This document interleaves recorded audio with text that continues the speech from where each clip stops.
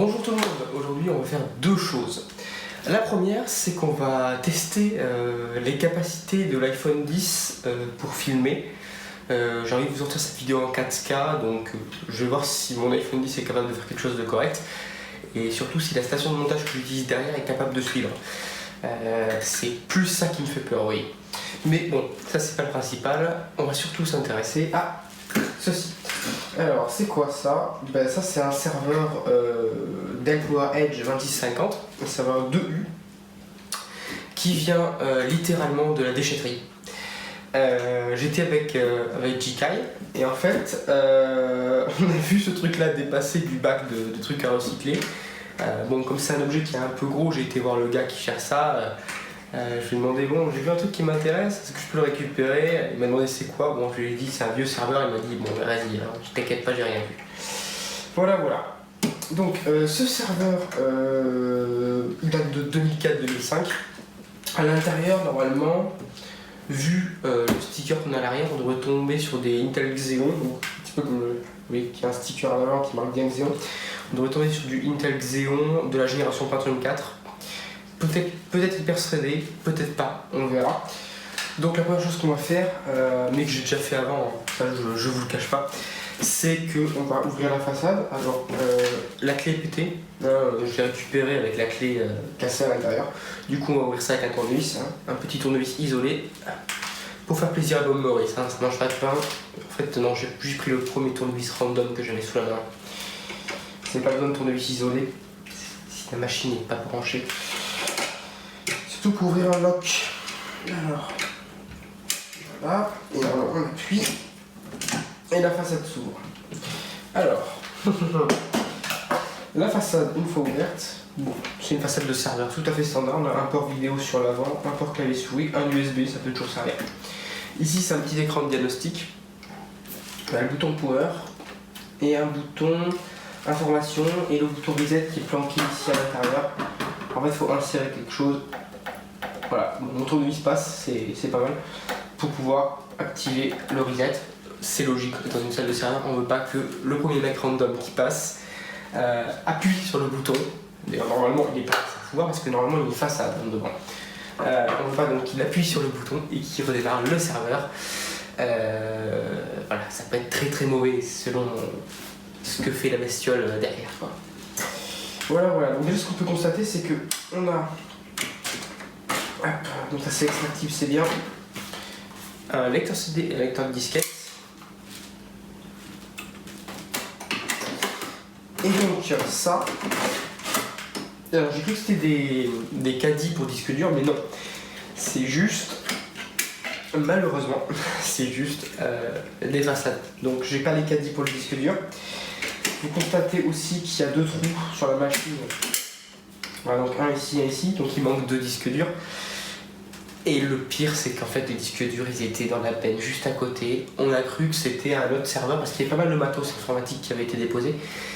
Non, c'était bien les disques durs de ce serveur. Et bon, en y repensant, on aurait dû les récupérer, mais bon, on n'a pas eu la présence d'esprit de faire ça. Voilà. Bon, ben là, on peut pas voir grand chose. Je vais juste le tourner pour vous montrer l'arrière. Et après, on va passer au démontage de la bestiole, voir comment c'est dedans. Je dois vous avouer que j'ai déjà ouvert, je ne l'ai pas encore allumé. J'ai juste ouvert, j'ai vu ce qui manquait, j'ai bien rigolé. Et je pense que vous allez rigoler aussi. Allez, on passe derrière et après voilà ce qu'on a à l'arrière du serveur. Donc on a une petite étiquette indiquant que c'est un Dell PowerEdge, qu'il a 4 Go de RAM, qu'il avait 5 disques durs de 73 Go, un lecteur optique, grade A. Ouh, c'est un serveur d'occasion. Il y a marqué grade A, serveur d'occasion, excellent. Donc c'est-à-dire que quand la personne l'a acheté, enfin quand l'entreprise sûrement, parce que ça m'étonnerait que ce soit une personne qui l'a acheté, quand l'entreprise l'a acheté, je pense qu'il n'était pas neuf, quoi. Donc à l'arrière on a nos deux alimes redondantes. Alors elles sont sur des racks extractibles vu qu'on est sur du serveur. Voilà, c'est quand même de beaux bébés. Voilà, donc là on est sur du Dell. Donc alimentation de chez Dell. Il n'y a pas un autre fabricant, donc je sais pas qui la fabrique. Peut-être Aztec, c'est possible. Peut-être FSP. Donc vous voyez, c'est du 500 watts. Et je peux vous assurer qu'elle pèse lourd. Voilà, on range enlever la deuxième pour le fun. Très facile à enlever. C'est du matos serveur, donc c'est fait pour pouvoir être enlevé et remis à la volée rapidement. Voilà. Voilà, donc exactement la même. 500 watts. Ce qui est cohérent avec la configuration qu'il y a dedans, parce qu'on est quand même sur des Xeon de la génération Pentium 4.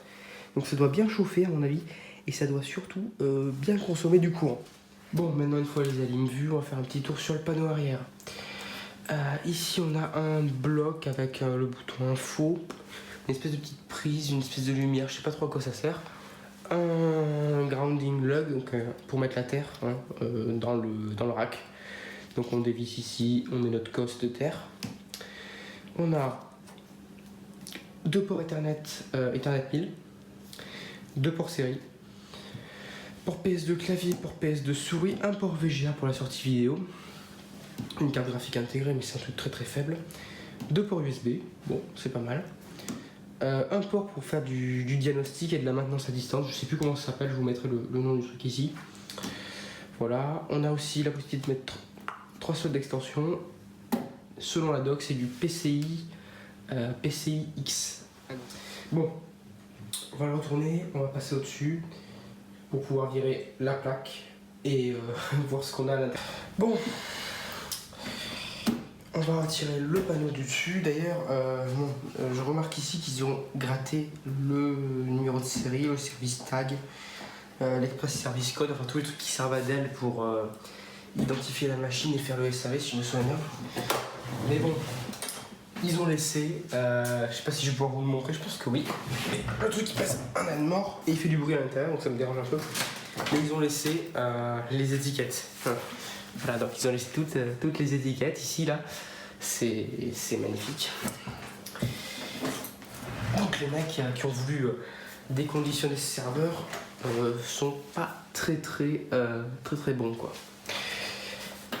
Bon, alors pour retirer le panneau, 3 vis à l'avant, tournevis. Et voilà le massacre. Alors là, je vous l'ai remis dans la configuration dans laquelle je l'ai trouvé. C'est-à-dire qu'en fait, j'avais les ventilos qui se baladaient. Voilà. Les fixations de radiateurs qui se baladaient. Mais ici, là derrière, il y a une RTC en fait.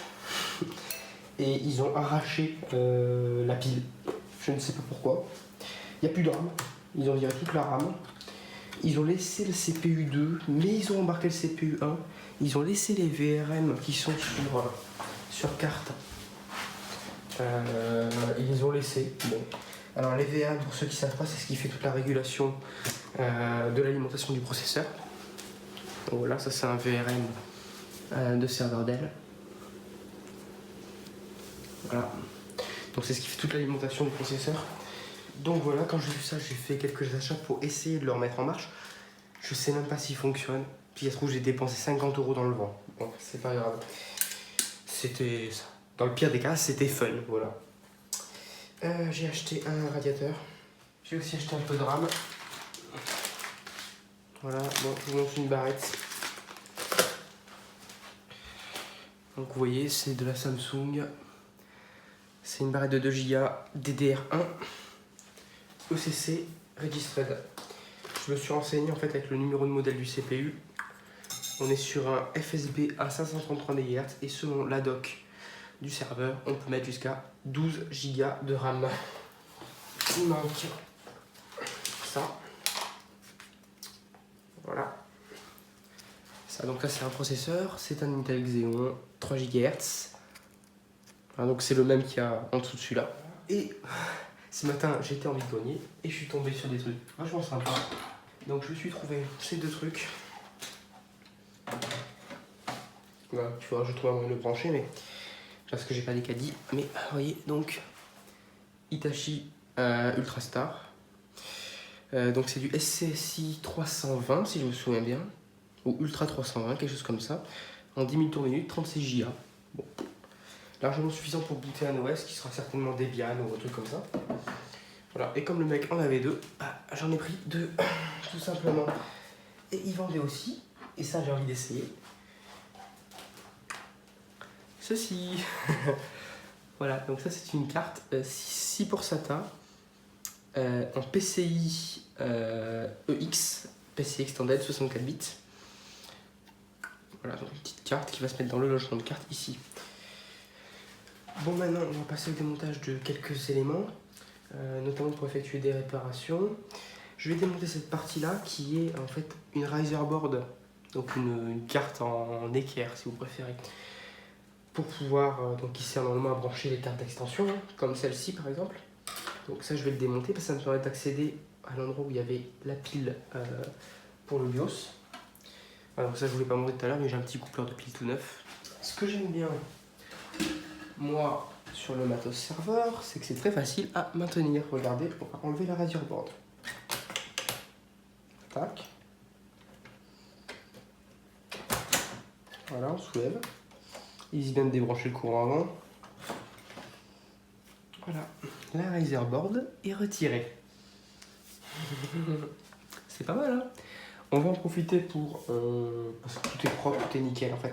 Le serveur, je me demande s'il a tourné parce qu'il était plus que propre. Pas un grain de poussière à l'intérieur, les ventilos. Je vous ai pas montré, mais je peux en enlever un. Voilà, les ventilos, ils sont pas neufs, mais pas loin quoi. Enfin, c'est... Je me demande si c'était pas un serveur de backup qui a été très rarement allumé. C'est possible. Bon, je vais prendre ma carte en PCI EX. Donc, je vais ouvrir le loquet.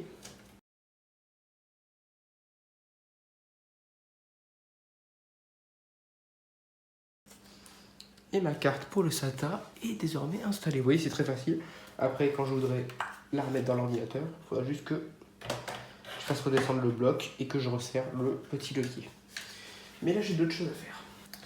Voilà, donc là, on est un tout petit peu plus bas. Et regardez-moi cette horreur.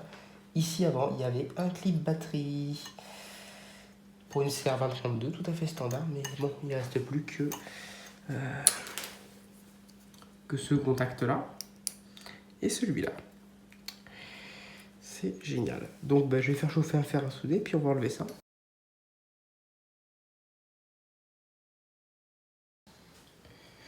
Bon, ok, c'est bien ce que j'avais dans les souvenirs. Sur une CR2032, le plus est au-dessus, le moins est en dessous.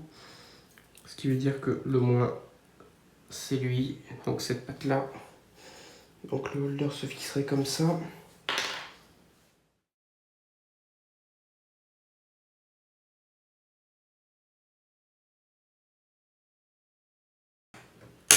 Voilà. On a maintenant une pile de BIOS dans la machine. Bon voilà, on a la RAM, on a 6 slots à mettre. Vous voyez ici les VRM de la RAM qui sont soudés d'ailleurs. Bon, parce qu'en fait, des VRM CPU, ça tombe plus souvent en panne que des VRM de RAM apparemment.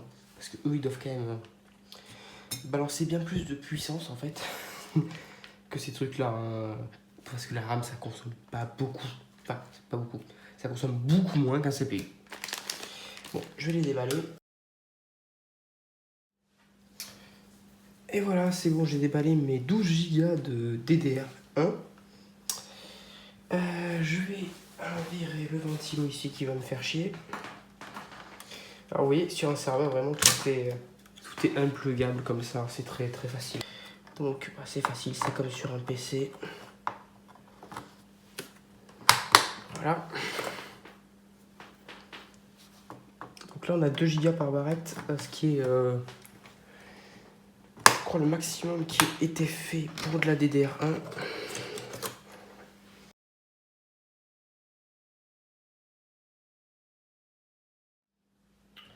Et voilà, c'est bon, maintenant on a 12 Go de RAM. Bon, maintenant on est au niveau des processeurs. Alors il va falloir que je retire, hop, pour pas m'emmerder, le ventilo de celui-là. J'ai 2 petites attaches métalliques, donc il faut appuyer dessus.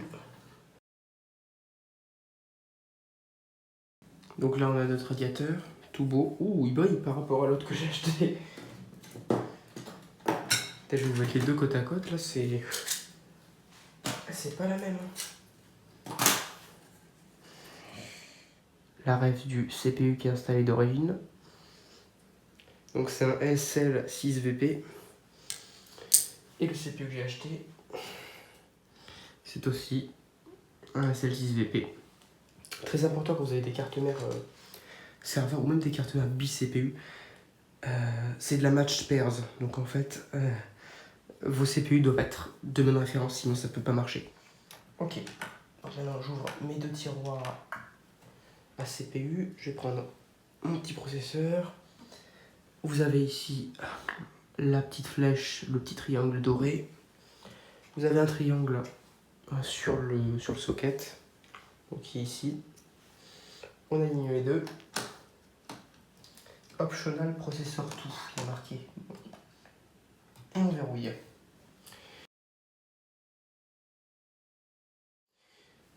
Bon, parfait. Maintenant, on va mettre de l'Arctic Silver 5. Donc là, je pense que j'ai mis assez de pâte thermique. Et maintenant, on va s'installer les radiateurs. Donc, le radiateur pour le processeur 1, je vais juste le poser comme ça. Je l'avais nettoyé, il est propre, hein, franchement. Donc, voilà, il suffit de le poser juste sur le CPU. Et ensuite, il faudra lui mettre les attaches. Et le radiateur que j'ai acheté. Même combat, on va le poser sur le CPU. Voilà, comme ça. Je sens que la pâte thermique commence à s'étaler en dessous. On met les attaches. Bon, c'est un système un petit peu complexe, mais j'ai vu des trucs similaires à l'époque sur des Athlon XP, donc ça me choque pas trop.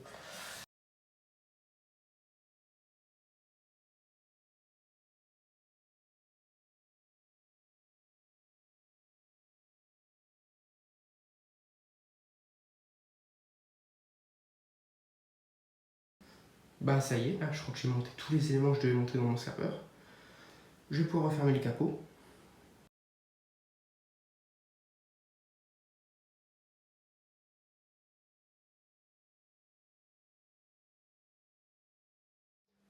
Donc voilà, ça y est, tout est branché. Hein.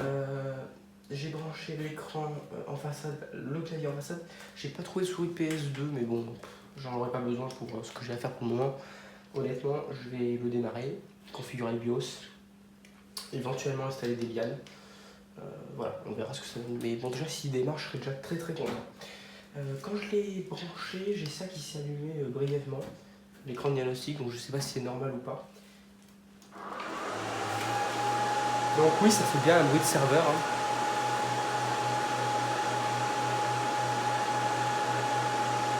On a le logo Dell. TE2650, ok. Je pense qu'il doit faire des tests là. Ah, on a changé de couleur. Ah, on a une erreur. Power PS2. Ok, bon. Il boot. J'ai vu un logo Dell. Donc on a un poste. Sup, échappe, F2, je sais pas. Alors je sais pas ce qu'il fait, mais il reste bloqué sur le logo. Par contre c'est vrai que ça fait un bruit de fou furieux.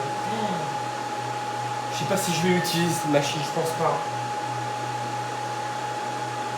Ah ouais, mais là c'est F2 pour setup.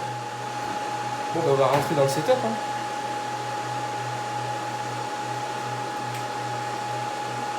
Je pense qu'il doit faire un milliard de tests en fait ici, et c'est pour ça que ça prend un temps fou à démarrer.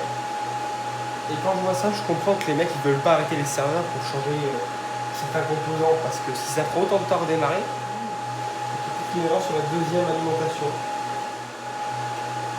Mais c'est vrai que là le bruit est quand même assez horrible.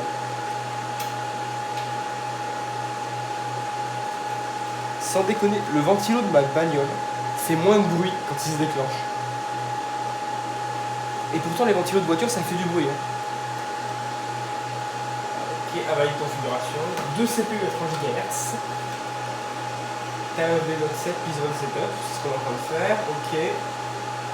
Tout va bien. Jusqu'ici tout va bien. Il doit faire des milliards de tests là au démarrage, ça doit être quelque chose d'assez violent je pense. 533 MHz. 512K de KHL2, donc c'est pas mal pour les temps. Ok, bon.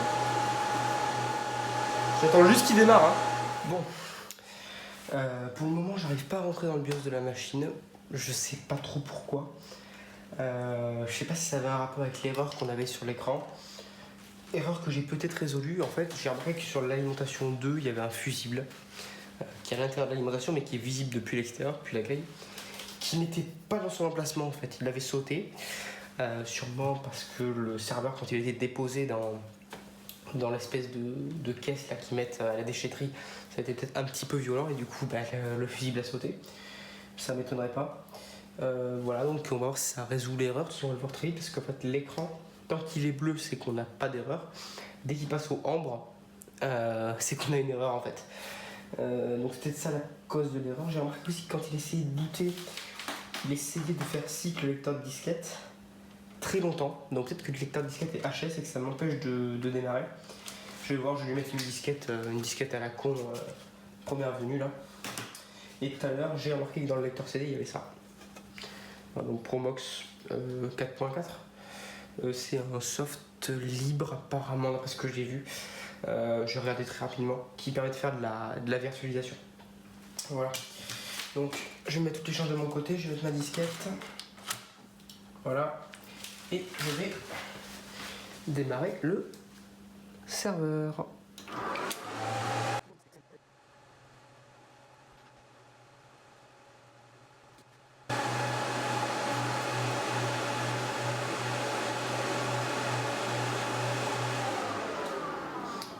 Bon ok, je reste bloqué sur cet écran. Le truc qui me dérange, c'est que lui, je le vois sick en fait. Enfin, je vois la lumière s'allumer. Par contre, je l'entends pas. Alors qu'en collant l'oreille, on devrait l'entendre. Donc, j'ai très envie de le changer, moi, ce lecteur. Et ça tombe bien, j'ai ramené ces deux-là du stock qui devraient être parfaitement fonctionnels. Voilà, ça y est, j'ai fini de remplacer le lecteur. Vous voyez que c'est pas le même. Il y a le bouton d'injection qui est bleu. Bon, bah, j'ai pris un lecteur de mon stock de lecteur portable. Celui-là provenait d'un IBM ThinkPad. J'en avais eu un lot il y a quelques années que j'avais entièrement désossé. Ils étaient tous morts, j'avais récupéré les lecteurs. Donc on va remettre ça dans la machine, puis on va réessayer de redémarrer, voir si ça fonctionne. Et on presse ce bouton.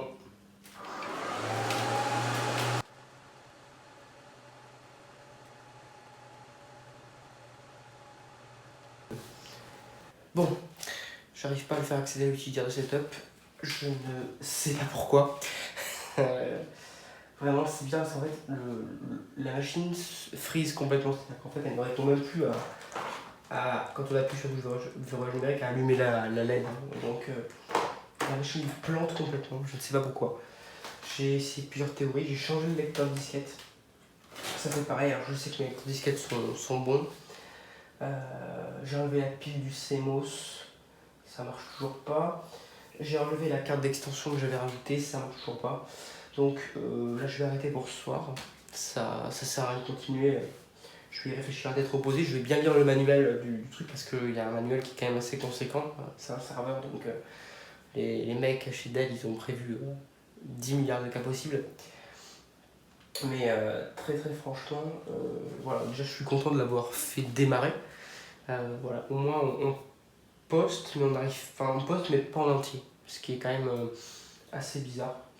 Voilà, donc du coup je reprends la tête reposée, et puis on verra ça dans la suite de la vidéo. Je vous dirai si j'ai réussi ou si j'ai échoué. Bon, ben allez, on y retourne. Hein. Alors, bon, je dis on y retourne, mais ce que vous savez peut-être pas, c'est qu'il s'est à peu près écoulé 2 mois entre la dernière prise de vue et maintenant, parce que j'ai essayé de creuser tout seul de mon côté. Hein. Ce qui aurait pu se passer avec ce serveur. J'ai demandé un petit peu à droite à gauche. J'ai réduit la config, c'est-à-dire j'ai mis plus qu'un seul CPU, qu'un seul stick de RAM. J'ai eu des messages d'erreur. Bon. Et honnêtement, vu la tronche des messages d'erreur, vu les bus qui étaient en fail, en fait, qui ne fonctionnaient pas, ça ressemble à des bus internes à la carte mère, notamment les 2 bus qui drive les 2 puces Ethernet 1000. Et donc du coup, si ce sont des bus internes à la carte mère qui sont en panne et qui m'empêchent de démarrer, c'est que ma carte mère elle n'est pas en très bon état. Donc du coup ce que j'ai fait, c'est que je suis allé sur eBay en Allemagne et je me suis acheté, alors comme c'est un serveur qui est un petit peu vieux, c'est pratique, c'est pas très cher. Voilà, directement une carte mère complète de Dell PowerEdge, donc le même. Voilà, c'est gigantesque. Donc une carte mère qui m'a coûté 25 €, ce qui est plutôt honnête. Et puis vu la somme d'argent que j'ai engagée dans ce truc là, voilà, j'aimerais bien que ça fonctionne. Très franchement, à part la carte mère et la carte fille, donc qui fait aussi Riser Board, je vois pas ce qu'il pourrait lâcher dans ce serveur. Donc du coup ce que je vais faire, c'est que je vais remplacer la carte mère. Je vais vous montrer comment remplacer une carte mère sur un serveur. Et puis après on essaiera de le faire démarrer. On mettra un disque dur, j'ai un disque dur qui est compatible, là j'avais récupéré ça en vide-grenier. On essaiera d'installer un OS, je crois que j'ai un Ubuntu, alors même si c'est pas du tout adapté à la machine. J'ai un Ubuntu là sur une clé USB, donc ça devrait être pas mal pour débuter. Ce que vous voyez pas là, donc là vous voyez le bordel là, sur le côté là. Donc il y a l'écran, il y a des câbles et tout ça. Ce que vous voyez pas, c'est que juste avant j'étais en train d'essayer un petit serveur que je viens de m'acheter. Alors celui-là je l'ai acheté, je ne l'ai pas récupéré. C'est un joli un IBM X3400 M2, c'est ça? Oui, M2. Donc avec un Xeon 6 core, 6 Go de RAM. Donc une belle petite bestiole qu'il faut que je configure et qu'il faut que j'installe. Donc il y aura peut-être une vidéo dessus ou sur un gros upgrade où je le passerai à. Donc parce que c'est un 6 core 12 threads, donc 12 corps, donc avec 6 corps par CPU, vu que c'est une carte mère CPU, et donc 24 threads. Ça peut prendre jusqu'à 128 Go de RAM, là, le truc que j'ai récupéré à côté. En fait, si je pourrais vous le montrer, hein. Voilà, je vais vous le montrer.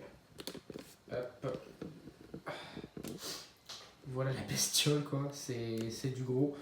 Donc voilà, voilà, je sais pas ce que je vais faire avec. Il était pas très cher. Quand j'ai vu la façade, j'ai craqué complètement. Je me suis dit, il me faut. Voilà. Bon, maintenant, on va passer un petit peu au-dessus et je vais vous montrer comment on change la carte mère sur ce serveur. C'est plutôt facile.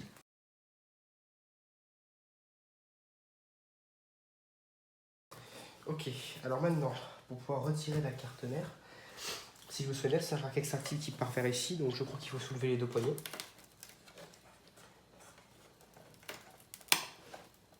Voilà, hop. Vous avez vu que ça s'est détaché ici.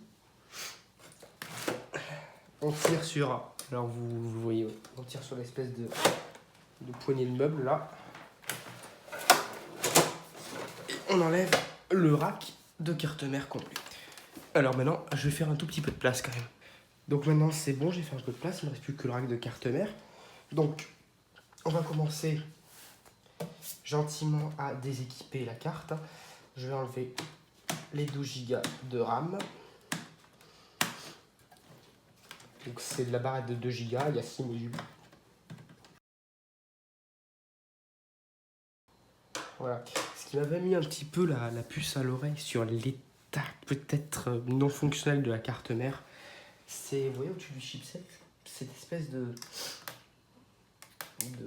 système de rétention là, en acier à ressort, il est un petit peu rouillé. Et disons que ça m'avait un petit peu dérangé de le voir rouillé, donc peut-être que le problème est là.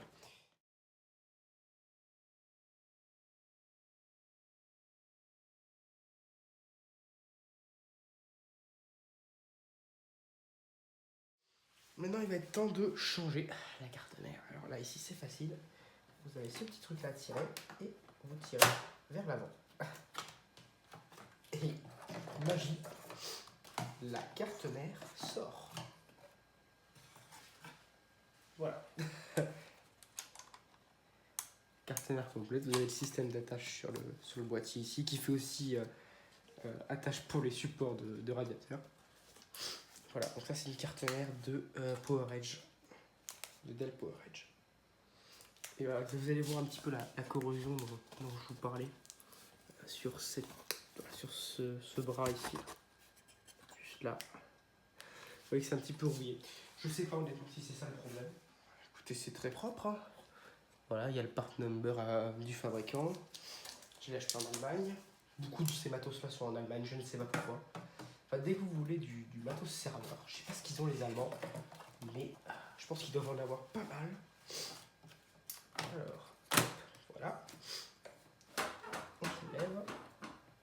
Et on vient encrypter, je suppose. Oui. Voilà. Ok. Oui. C'est... D'accord. Ok. Voilà, c'est bon, c'est verrouillé. Super. Bon, écoutez, c'est verrouillé. Je vais nettoyer mes processeurs, les installer.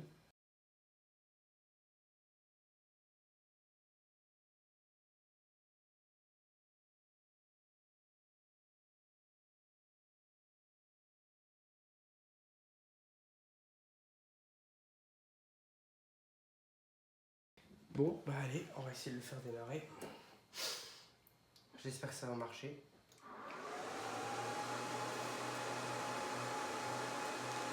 Donc j'ai toujours mon petit clavier sans fil là. Bon, pour le moment on n'a pas de vidéo. Ah, ça y est, on a la vidéo.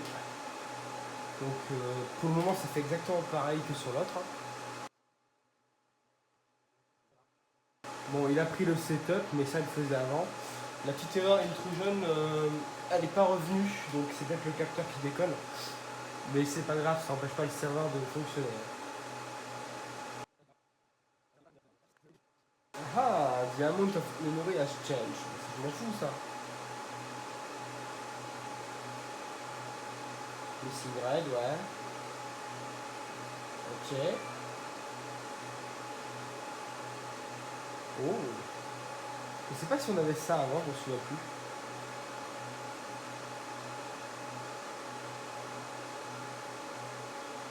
Oh, on va plus loin, on va plus loin. Ça me plaît. Marque tâche. C'est toi la tâche. Noméo. Yes. Yes. C'est bon.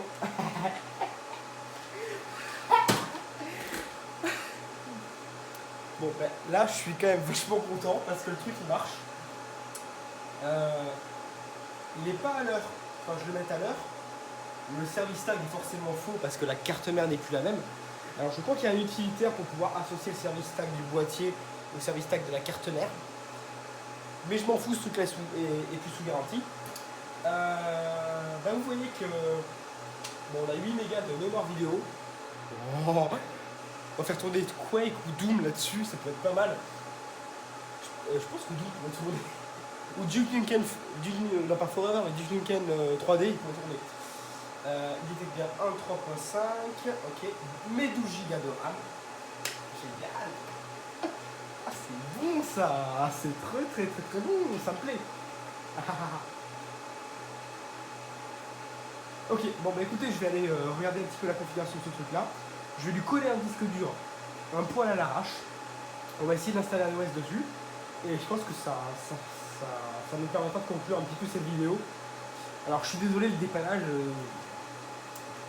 là c'est pas top, hein. Remplacer une carte mère c'est pas top. Mais bon, au prix de la carte mère de nos jours, je voulais pas m'emmerder. Hein. Bon bah là très clairement, il va falloir que je grave un CD.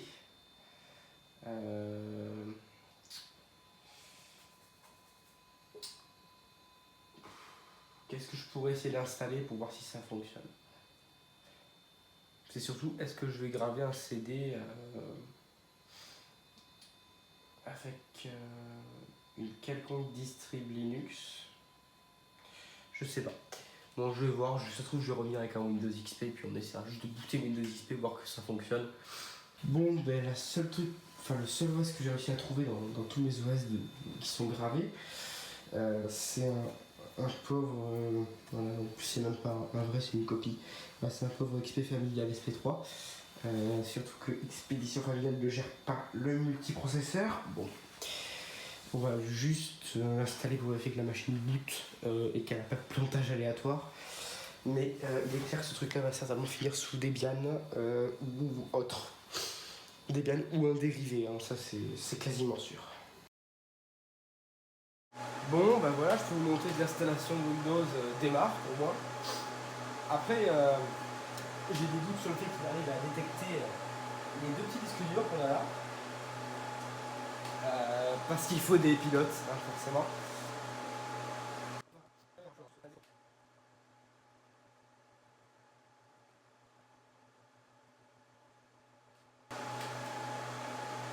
Bon, là ça va être le moment de vérité, on va appuyer sur Entrée. Attention.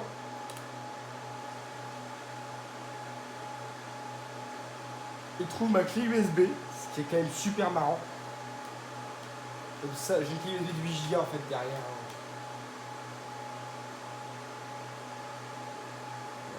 Oui.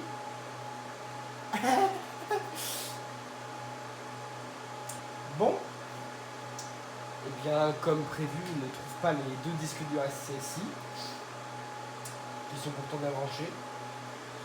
Donc du coup, je peux rien faire. Bon voilà, j'irai pas plus loin avec la bestiole là ce soir. Bon, au moins elle boot. On a accès à un BIOS, contrairement à ce qu'on avait avec cette carte mère, donc qui à mon avis est cuite. Hein. Donc on a accès à un BIOS, on arrive à booter l'installation d'un OS. Bon, même si franchement j'aurais voulu vous montrer autre chose que Windows XP.